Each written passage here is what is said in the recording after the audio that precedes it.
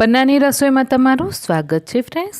આજે આપણે ભીંડાનું ખાટું શાક કે ભીંડાની કઢી બનાવીશું અને ભીંડાના શાકને આપણે મકાઈના રોટલા અને ભાત સાથે સર્વ કરીશું। તો એકદમ સિમ્પલ આજનું જમવાનું છે। તો ચાલો આજનું આપણે ભીંડાની કઢી કે પછી ભીંડાનું ખાટું શાક બનાવવાનું શરૂ કરીએ। તો સૌથી પહેલાં તો અહીંયા આપણે લેશું 500 ગ્રામ જેટલા ભીંડા અહીંયા તમારે એકદમ તાજા અને એકદમ કુમળા લેવાના છે। તો સૌથી પહેલાં આપણે ભીંડા લઈ ભીંડાને પાણીમાં સરસ ધોઈ અને એને કપડામાં લઈ લેશું અને બરાબર એને કોરા કરી લેવાના।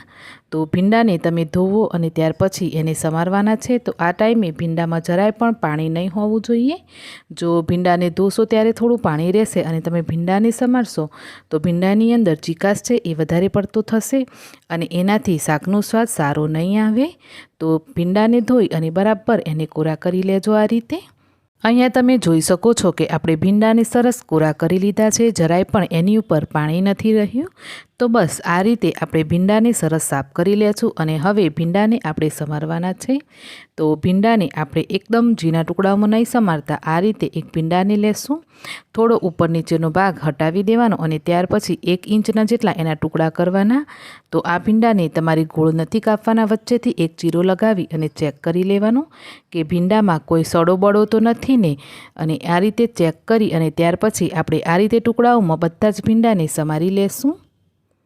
જો આનાથી નાની સાઈઝના ટુકડા કરશો તો ભીંડામાં ચીકાશ વધારે પડતો થશે, એટલે 1 થી 1.5 ઇંચના ટુકડાઓમાં તમારે ભીંડાને સમારી લેવાના।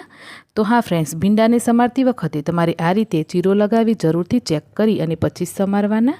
તો ચાલો ભીંડાને સમાર્યા પછી હવે આપણે શાકનો વઘાર કરીશું। તો કઢાઈની અંદર આપણે 2 થી 3 ચમચી જેટલું તેલ લેવાનું, એની અંદર અડધી ચમચી મેથી દાણા લેશું, અડધી ચમચી રાઈ, અડધી ચમચીથી વધારે 1 ચમચીથી થોડું ઓછું એટલું જીરું અને અજમાને મિક્સ કરીને લેશું, અડધી ચમચી હિંગ એડ કરવાની અને 1 થી 2 લીલા મરચાંને ઝીણા સમારીને એડ કરી દેશું અને હવે આપણે વઘારને બરાબર મિક્સ કરી લઈએ।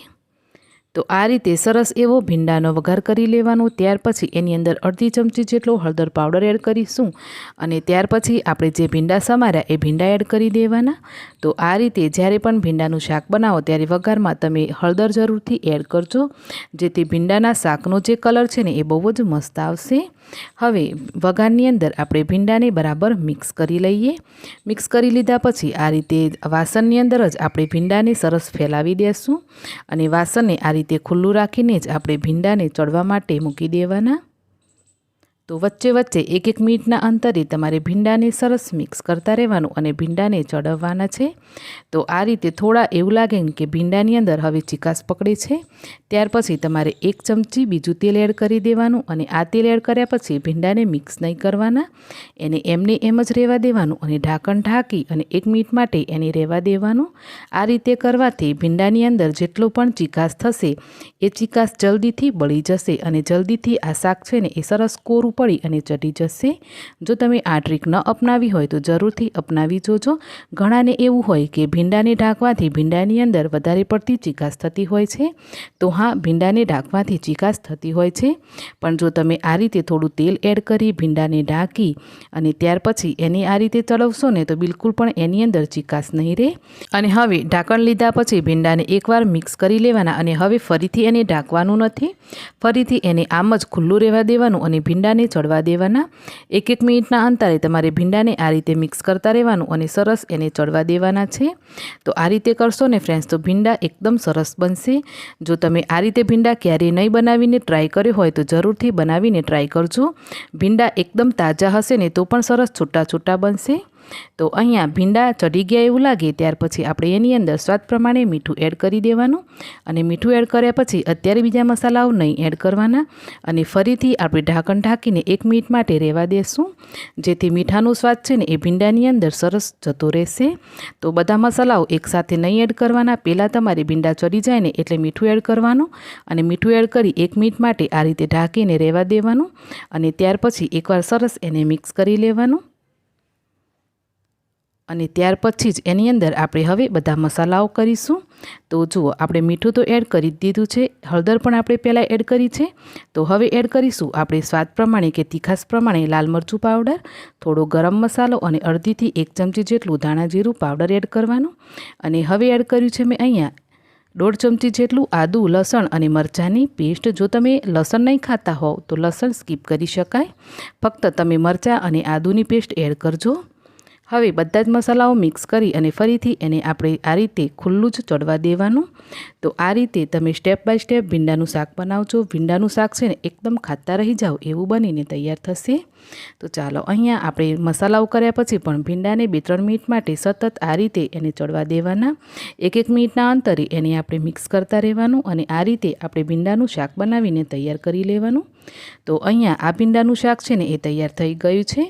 જો તમે ભીંડાનું શાક કોરું ખાવા માગતા હોવ તો તમે આ રીતે ખાઈ શકો, પરંતુ અત્યારે આપણે ભીંડાની કઢી બનાવવાની છે. તો અહીંયા હું 2 ગ્લાસ જેટલું અહીંયા મીડિયમ ખાટી છાશ લઉં છું. દહીં પણ લઈ શકાય.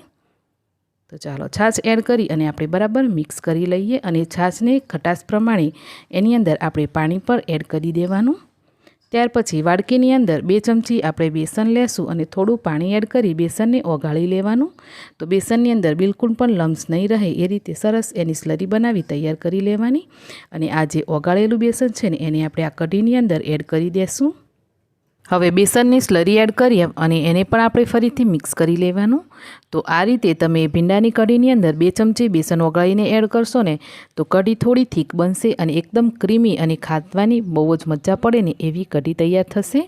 તો ચાલો, હવે આપણે આ ભીંડાની કઢીને 5 થી 6 મિનિટ માટે સરસ ઉકાળી લેવાની ધીમા ગેસે. ત્યાર પછી ઉપરથી આપણે લીલા ધાણા એડ કરી દઈશું. તો તૈયાર છે આપણી ભીંડાની ખાટી કઢી કે ભીંડાનું ખાટું શાક. તો આ રીતે તમે પણ ભીંડાનું ખાટું શાક બનાવીને જરૂરથી ટ્રાય કરજો. બહુ મસ્ત લાગે છે ફ્રેન્ડ્સ. અને મકાઈ કે બાજરીના રોટલા સાથે તો આ ખાવાની મજા પડી જાય છે. તો ચાલો, પછી આ રીતે શાક બનાવી શાકને મેં મકાઈના રોટલા અને ભાત સાથે સર્વ કર્યું છે. તો ફ્રેન્ડ્સ, આજનું સિમ્પલ જમવાનું તમને કેવું લાગ્યું મને કોમેન્ટ કરીને જરૂરથી જણાવજો. અને આ રેસીપી તમને ગમી હોય તો વિડીયોને લાઇક શેર કરવાનું બિલકુલ નહીં ભૂલતા. ચેનલ ઉપર નવા હોવ ને ચેનલને સબસ્ક્રાઈબ ના કરી હોય તો જરૂરથી સબસ્ક્રાઈબ કરજો. મળીશું એક આવી જ નવી રેસીપી સાથે. આવજો.